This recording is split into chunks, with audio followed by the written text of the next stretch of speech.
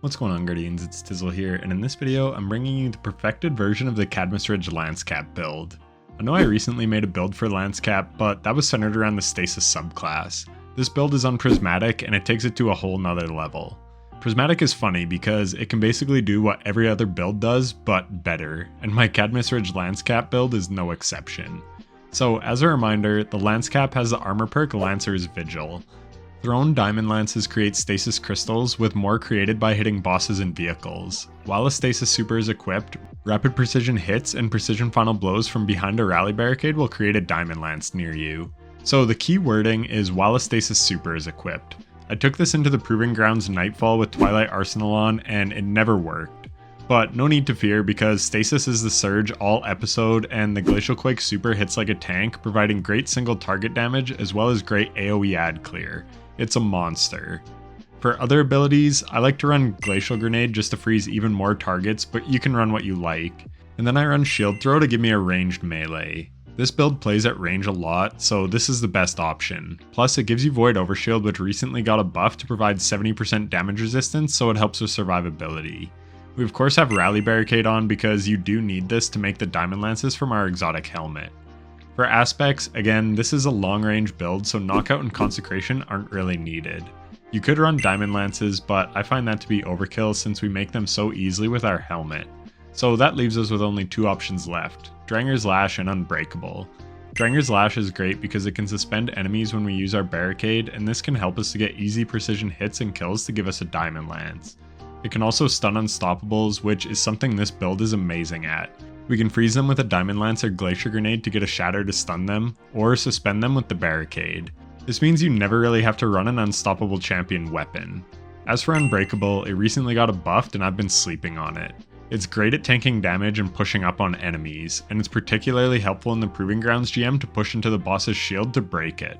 I don't use it often, but when you do need to protect yourself to do an objective or get a teammate's revive, it's very useful.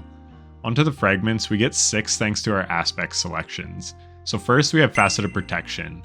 I know I said this build plays at range a lot, but this is just free damage resistance when we are surrounded by enemies. It also gives us plus 10 to strength, which is really nice. Next is Facet of Solitude. Landing rapid precision hits emits a severing burst from the target. While Transcendent, the severing blast is bigger.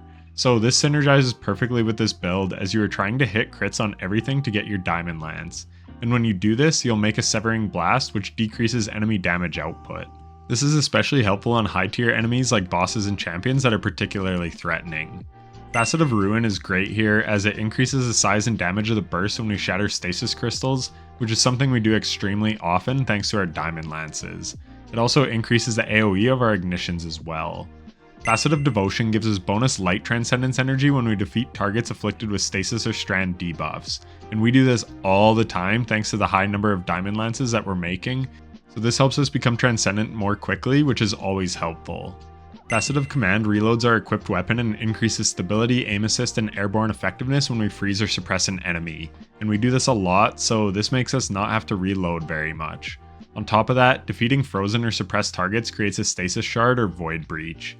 And that stasis shard can help us get our melee energy back quicker to proc our final fragment, Facet of Dawn. Powered melee hits against targets make you radiant. Powered melee final blows make you and nearby allies radiant. So this just gives us a free 25% damage boost to our weapons when we use our melee. And that also gives us anti-barrier rounds, so we can easily deal with barrier champs as well. And then if you wanted to make this build able to deal with overloads as well, you can just swap out Glacier Grenades for Suppressor Grenades. This build has a ton of utility. Onto armor mods, this build is very weapons focused, so the mods reflect that. I just run Siphon mods on the helmet that match the main weapons that we're using to take out enemies, as this allows us to create orbs of power very often. On the gloves, I like a loader mod that matches my primary, so in this case a stasis loader, and then any combination of focusing strike, bolstering detonation, momentum transfer, and impact induction. This will just feed back into your abilities. I like momentum transfer and impact induction the most, as it gives me more melees and more grenades. The class ability cooldown for Rally Barricade with 100 resilience is only 22 seconds, so basically as soon as you run out of a barricade, your next one is charged up and ready to go. So really, the only thing that holds you back on Diamond Lance creation is the 7-second cooldown timer. And speaking of stats, you obviously want 100 resilience for the good damage resistance and the quick barricade cooldown, and then as high of discipline and strength as you can get. I run 80 and 80, but that is with 4 strength mods. This is the rare case where I would actually go for more strength than discipline. Back to the mods, on the chest piece, just run the resist mods that suit the activity. On the legs, I like a scavenger for my heavy, and then invigoration for melee energy when I pick up an orb, and absolution to reduce all abilities when I grab an orb.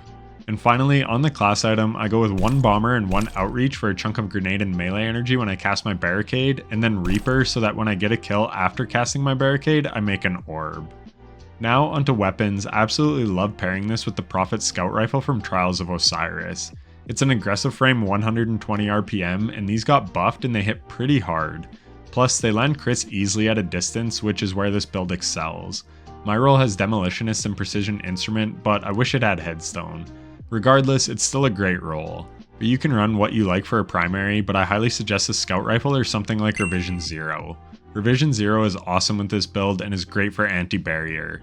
That's actually one reason I really like the Prophet with anti-barrier Scout Rifle, because it actually hits hard on barrier shields where most anti-barrier scouts this season feel kind of weak.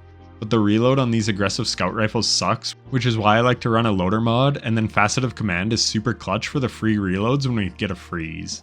But the reason I run a legendary primary is so that I can run the star of the show, Icebreaker. I made a video talking about the synergies it has with stasis builds already, so check that out for a more in-depth explanation, but the reason it's so good is the perk it has, which is called Icebreaker. Defeating a target with this weapon causes them to explode. Precision final blows or shattering a frozen target instead triggers an ignition. So because we are freezing things constantly with our diamond lances, we can then shoot them and cause an ignition. And we have Facet of Ruin to increase the AoE of that ignition. And the shatters from the stasis crystals also do more damage in a greater radius. So the synergy is just off the charts. This build already wants you to sit back, and Icebreaker is the perfect weapon for sitting back and plinking away. So you put down a barricade, shoot some crits with your Scout Rifle to make a Diamond Lance and maybe even trigger a Severing Burst from Facet of Solitude, and then throw your lance and shoot the frozen target with Icebreaker, causing an ignition. For a build where you run a Scout Rifle and a Sniper Rifle, the mass ad clear this build has is nuts. It's such a fun playstyle. And then Icebreaker also has the no backpack intrinsic trait, so as you get ability kills or kills with other weapons, you get ammo for Icebreaker. This is nuts, because your ignition and shatter kills can actually net you a gain in ammo. Say you shoot a crystal and destroy a ton of enemies or some higher tier combatants, then that one shot from Icebreaker may actually grant you like 3 or 4 ammo. It's a perfect pairing with this build. Again, you can run other things, but I love building into the fire and ice synergy that this build provides. In my opinion, it's the funnest way to play it, and it's very effective too. I soloed the Master Heist Battleground Moon Nightfall with this build in about 30 minutes, and I was basically never hurting for ammo. The heavy weapon is up to you. I like machine guns as they give you something to mow down enemies quickly with if they get up on you. Again, a sniper and a scout is not ideal for taking out onrushing waves of enemies. Plus, if you proc Radiant, machine guns can tear through barrier champions' shields. GLs are also a nice option to get free weaken with concussive reload, but you can use whatever you like. And speaking of concussive reload, you can go a lot of ways with the artifact mods. Windchill allows you to get frost armor for rapid precision hits with a stasis weapon. This is just free damage resistance that you could proc easily with a stasis scout rifle or stasis machine gun. Then if you have frost armor, you could run one with the frost to gain increased reload and stability on your stasis weapons. If you're running an arc weapon, then retinal burn could also be great.